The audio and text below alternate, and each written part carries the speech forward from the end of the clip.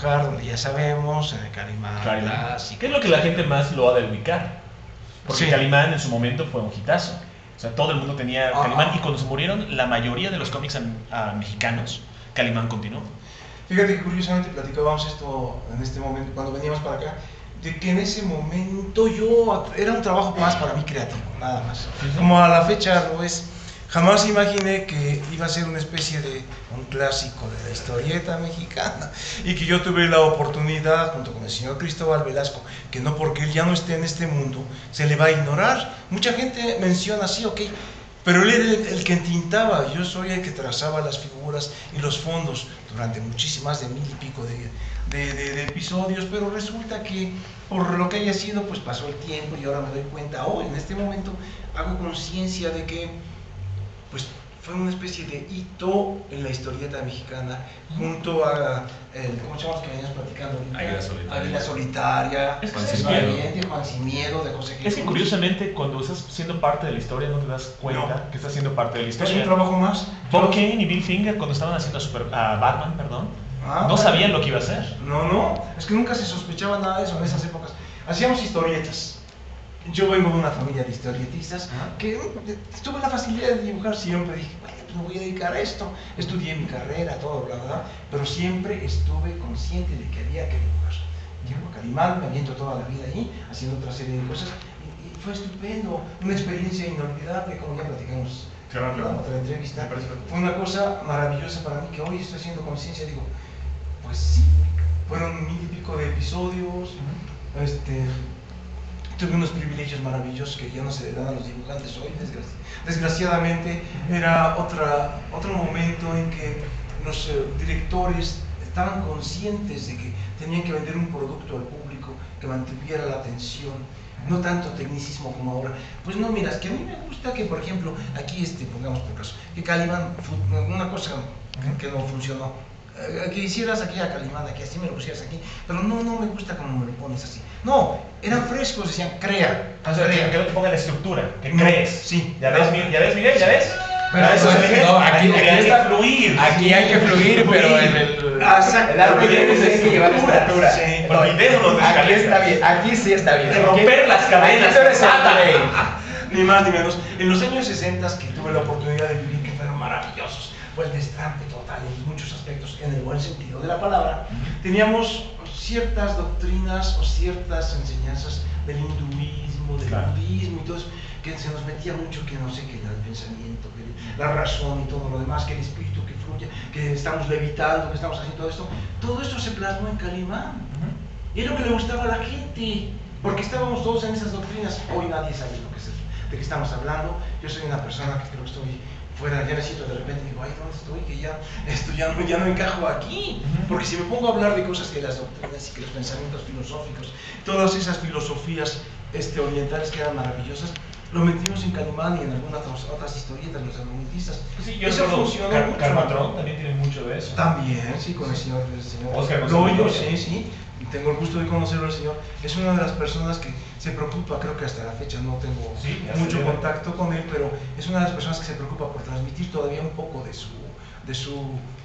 esas doctrinas. Sí, padre, me refiero al padre. El hijo también está muy imbuido en eso, pero es otra cosa, es otro boleto, definitivamente. Él es más moderno. Bueno, mandamos un fuerte saludo a Kabum Studios. Saludos, señor. Obviamente él habla de Óscar González Guerrero, el editor Mex.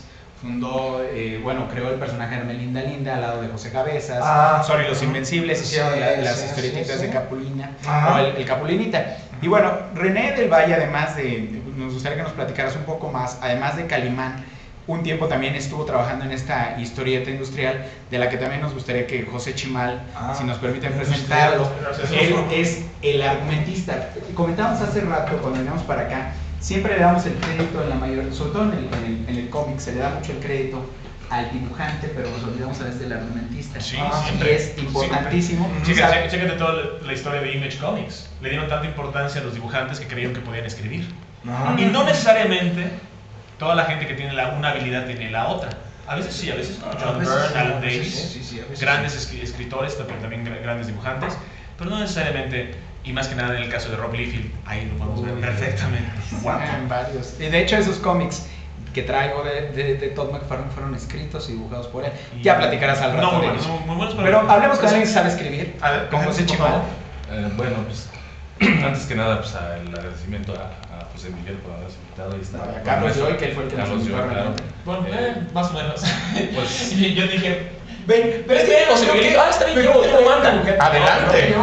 Adelante, pero gracias porque tiene cosas interesantes que decir. Claro. Bueno, pues, Y si no, es que no tengo nada interesante que decir. Me No, rompes el pero- corazón. Me rompes el corazón. pues también el gusto por escribir nació así de repente. Yo le decía al maestro platicando en el taxi hace rato que yo crecí leyendo El Calimán y La Águila Solitaria. Entonces desde ese momento a los 7 años me di cuenta que yo creí que este era eso es lo que yo quería hacer de grande, ¿no? Entonces pues leyendo y todo eso, leyendo otro tipo de textos, me di cuenta de que también era lo mío. Y a los 18 años le decía a José Miguel, me aventuré desde mi pequeña ciudad ahí de Atlacomulco, Estado de México. Me vine para acá de Toluca, sin saber nada, ahora sí con una mano adelante y otra atrás, y empecé a buscar esa opción, pedí una oportunidad. Empecé a los 18 años, siempre me decían, niño, estás muy niño para esto, ¿sabes hacer algo? No, nunca he escrito, pero sé que lo puedo hacer. Y hubo una persona que me dio la oportunidad, creyó en mí. Me costó mucho trabajo porque la verdad no tenía ni idea de cómo se hacían los argumentos, pero eso fue lo que, lejos de desanimarme, me dio más fuerzas. Bien. Y de ahí empecé, ni siquiera conocía la técnica ni cómo se escribía un argumento. ¿Pero qué empezaste a hacer? ¿Qué tipo de historias? Yo empecé con Egea, cuando Egea estaba empezando a crecer, con los sensacionales. A ver, los sensacionales. Esos, hasta donde yo sé, he leído pocos, tienen una cierta fórmula. Sí. Me imagino que una de las cosas que te pedían los editores era que escribieras nuevas historias, pero dentro de esta misma fórmula, claro, ¿no? sí, y sí. cada título tiene una fórmula en particular, ¿cierto? Sí, ¿no? sí, Entonces, pero ya cuando, eso me imagino que te tomó un cierto tiempo aprenderla. Sí, Pero ya cuando la aprendes ya puedes echarte 10 guiones al día casi, ¿no? Sí, generalmente me hago un guión en 2 días. Sí. Ok. Y cuando pues, necesitaba el dinero, pues, en menor tiempo todavía, ¿no? Sí, la necesidad curiosamente Sí. logra eso. Sí, y pues de ahí fui empezando a trabajar. Les decía a José Miguel que trabajé en varias editoriales, en Beat estuve trabajando también. Y 18 años ahí con Mango y Tucán. ahí en Beat, perdón que te interrumpa, ayer platicábamos de un ícono de la testosterona, Rambo. Él hacía los argumentos de Rambo, porque hubo cómics de Rambo aquí en México, y él hacía los argumentos. Platícanos de esa experiencia. Hice algunos porque cuando... Pero ¿cómo te dan Rambo? ¿Cómo llega a tus manos?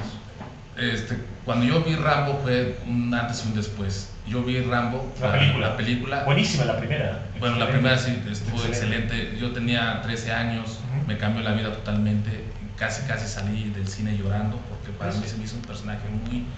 Eso me acaba de pasar ahorita, pero con Hansel y Gretel, cazador de brujas. Me cambió la vida en que ya no quería ir al cine nunca más en mi vida. ¡Qué mala película! Ay, ¡Qué es asco! un amargado. ¡Qué asco de película! Te compré. Es horrenda, es horrenda. Ni Hawkeye las... ¿Para qué? Hawkeye, chécate esto.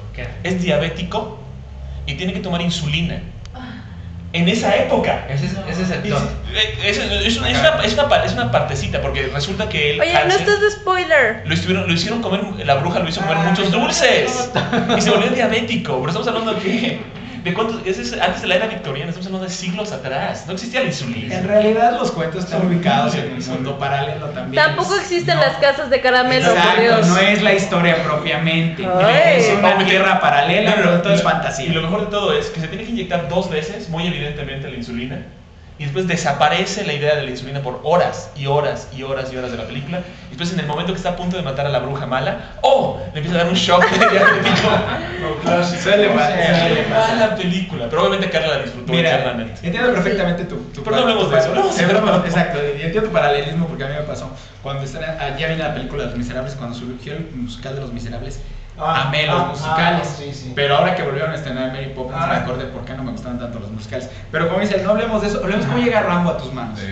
Precisamente trabajando ahí en Beat, estaba yo haciendo otras historias románticas que no se me da mucho, la verdad, ¿no? Porque según mi fuerte son las historias de acción y de aventuras. Entonces incluso un editor me decía que yo era una especie de carnicero porque era muy violento en mis aventuras. Me gustaba destripar a la gente, arrancar la cabeza y todo eso. Y le gustaba eso al editor porque según era yo muy intenso, no sé, igual me estaba burlando de mí. Rambo, de repente, me dice un señor que en este entonces se llamaba Jorge Morel, dice, oye, ¿te gusta Rambo? Le digo, cuando yo vi que estaban publicando Rambo, le dije, ¿sabe qué? Deme la oportunidad que lo escribí Rambo. ¿Por qué? Yo sé que ustedes se ríen que la película fue muy mala, pero a mí me gustó mucho. La primera está buenísima, sí. La primera fue la 4, en la que la 4. no, es que de hecho estaba criticando la canción. De la 2 a la 4 hay graves problemas. Pero de la primera momento ya se hace escribir el cómic de Rambo, que aquí un enterado estaba que existía ese cómic. Pero bueno, hablaremos de eso y muchas cosas más, pero nos tenemos que ir a un pequeño corte musical. Y ahora regresamos. Perfecto. Y Lord me está informando que el rating está bajando terriblemente, horriblemente, no sé por qué. Y les voy a decir ahorita, el rating va a bajar aún más, porque vamos a poner algo de Big Time Rush, y los únicos fans de Big Time Rush que están presentes aquí son Nancy y yo. ¿Tienes alguna predilección en particular? ¿O te gustan todas? ¿Todas te gustan? ¿Sabes a mí cuál es la que más me gusta? Till I Forget About You.